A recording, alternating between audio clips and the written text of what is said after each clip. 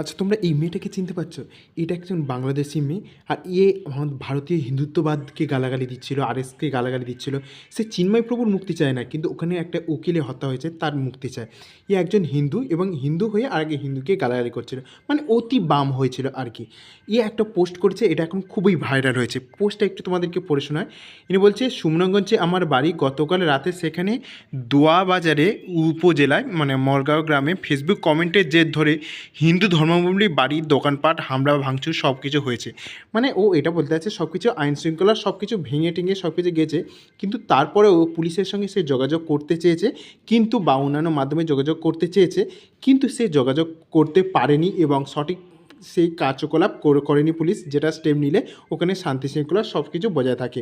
ও এই কমেন্টগুলো সেখানে করেছে এবং সে বলতে চাইছে ওখানে হিন্দুদের উপর হামলা হচ্ছে, এই হামলাটা রোখা হচ্ছে না, মানে আরও বেশি হামলা এগুলো হতেই থাকবে। কিন্তু এই বাংলাদেশি প্রাপ্তি নামক মেয়েটা কিছুদিন আগে পর্যন্ত বলছিল যে বাংলাদেশে ওরকম কিছু হয় না, হিন্দুদের উপর আক্রমণ হয় না, এবং যাদেরকে অপমান করছিল তারাই আজ এর সাহায্যের জন্য আগিয়ে আসে, সে আওয়ামী লীগ বলো বা হিন্দুরা। তাই বলে অতি বাম হওয়া কখনোই ভালো না।